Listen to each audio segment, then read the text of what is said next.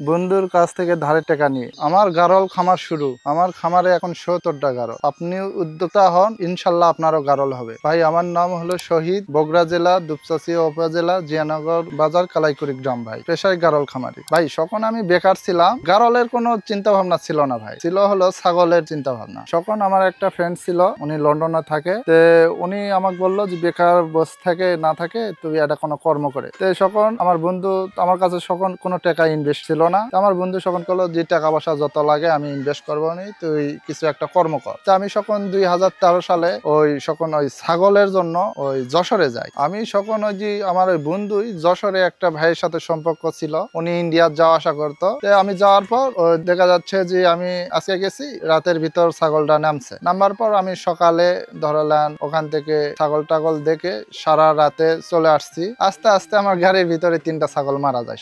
যখন মারা যায় আমি ওই লালন সেতুর উপরে থেকে আমি 3টা ছাগল ফেল দিই। দেওয়ার পর ভাই বাড়িতে আনি, আমার প্রত্যেক দিন 1-2টা করে ছাগল মারা যায়। মারা যাওয়ার পর যখন 3টা ছাগল বেঁচে থাকে, তার আগে আমার ছাগলগুলো মারা গেল, কিন্তু পিপিআর ধরছিল ভাই আমি বুঝতে পারিনি। অনেক ডাক্তার উত্তর দেখাইছে, আর বাংলাদেশের আবহাওয়া তো ছাগলের সাথে অ্যাডজাস্ট করেন, কিন্তু আস্তে আস্তে পিপিআর ধরে আরো ধরলেন কর্ম সারা হয়ে গেছে। তারপর দেখি যে আস্তে আস্তে সবগুলাই মারা গেল। আমার ধরলেন ছাগলটা মারা যাওয়ার পর যখন আমার বন্ধু বলল, উনি তো লন্ডনে থাকে, ওনার টাকা পয়সার সমস্যা নাই, তখন আমাকে বললো যে ভাই যদি লজ যাও থাকে সমস্যা নাই, তো আরো টাকা পয়সা দেবো হনি, কোনো ব্যাপার না। এই গারল গুলা ভাই আগে যখন আমি অনলাইনে দেখছিলাম, অনলাইনে এক ভাইয়ের সাথে আমার পরিচিত হলো। পরিচিত হওয়ার পর ওই যখন আমি মেহেরপুর গেছিলাম, ওই ভাইয়ের কাছে গেলাম, যা ভাইয়ের কাছে থাকে আমার বিস্তারিত সবকিছু আমি বলে দিলাম যে ভাই এঙ্গে আমি ছাগল কিনে তো অনেক টাকা লস করছি, ভাই আপনারা যদি একটু ভালো গারল দিয়ে একটু যদি সহযোগিতা করেন আমি কিছু করতে পারবো। তো তখন ওই ভাইটা আমাকে একটু হেল্প করলো। হেল্প করার পর উনি আমাকে 10টা গারল দিল, একটা পাঁঠা দিল, মোট 11টা দিল।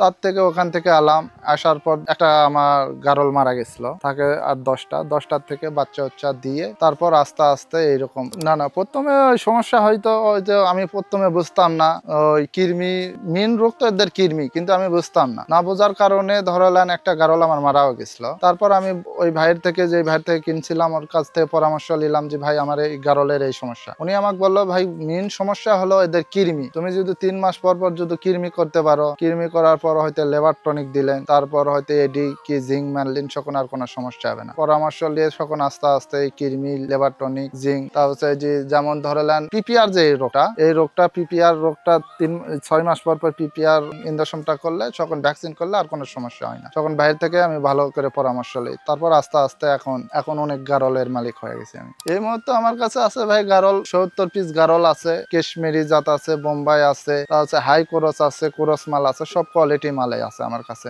এখানে ধরলেন যদি কোনো ভাই যদি নিতে চায় কি গারল, যদি প্রথম অবস্থা তারাই তো অরিজিনাল গারল নিলে একটা করে বাচ্চা হবে, আর হাই কোরস গারল নিলে 2-3টা করে বাচ্চা দেয়। আমার হিসাবে যারা খামারি করবে তারপর হাই কোরস গারল নিল আর একটা অরিজিনাল পাটা নিল, এটা সবচেয়ে বেটার হবে তারকের জন্য। আর হয়তো অনেক ভাইয়েরা হয়তো শখ করে পালতিছে, তারাই অরিজিনাল নিয়েও পালতে পারে। ভাই কোনো ভাই যদি 5টা দেও যদি গারল শুরু করে, যদি কয় যে ভাই আমার খরচা টরচা লাগতেছে আমি পারতেছি না, আমার জানা মতন ভাই ধরলেন হয়তো আপনি বাঁশের পাতাও কিন্তু খায়ান কিন্তু ম্যানেজ করা যাবে। এখন তো আর খারের অভাব নাই, খার কাটে ভুসি দিয়ে যদি ম্যাকে খাওয়ান পারে, ভাইয়ের বাড়ির কোনো লোকজন নাই, হয়তো বাইর করতেও পারতেছে না, পাতা উতা ঘাস কাটেও খিলালে তাই খিলাতে পারবে। আর যদি মনে করেন যে ভাই আমার লোক আছে, তাহলে ধরলেন দিনের ভিতর হাইস 1-2 ঘন্টা খিলালে সারাদিন কোনো খাওয়ানোর লাগবে না। ভাই গারল প্রচুর খাবার খায়, আর এরাই দিনের ভিতর 1-2 ঘন্টা খেলেই অনেক বেশি হয়ে যাবে, বাড়তি কোনো খাবার দেওয়ারও লাগবে না। আর একটা মানুষ যদি মনে করে যে আমি 100 গারল পালবো, একটা লোক হলে তাই বেশি,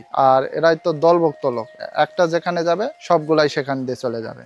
আমার কাছে এখানে আসে কোনো ভাই না লেখ, একবার আসে আমার খামারটা ঘুরে যাক, ঘুরে গেলে সেই ভাইয়ের যদি মনে চায় যে আমি শহীদ ভাইয়ের কাছ থেকে নিব, তাহলে আমার কাছেও নিতে পারে। আর যদি মনে করে ভাই আপনার কাছ থেকে গারল নিব না, আপনার একটু সহযোগিতা, আপনার একটু কথাবার্তা আমার একটু সহযোগিতা হবে, আমার থেকে পরামর্শ নিতে পারে সেই ভাই পরামর্শ নিয়ে যদি আমার কাছ থেকে কিনুক না কিনুক, সেই ভাই যদি আমার পরামর্শ পাওয়া যদি ভালো হয়, এটাই আমি ভালোবাসি ভাই। আমার কথা হলো কি ভাই, বাংলাদেশের যে কোনো প্রান্ত থেকে নিতে পারে, কিন্তু আমার বেশিরভাগ গারল গুলা কিন্তু সিলেটেই বেশিরভাগ যায়। আর হয়তো অনেক ভাইয়েরা দেখা যাচ্ছে যে বাইরে থাকে, যে ভাই আমি যেতে পারবো না, কি ওই ভাই যদি আমাকে ফোনে কথাবার্তা বলে দেয় যে ভাই আমাকে এই জায়গা পাঠিয়ে দিতে হবে, সেই ভাই আমাকে বললে আমি গাড়ির ব্যবস্থা করে তার বাসায় পৌঁছে দেওয়ার ব্যবস্থা করতে পারবো।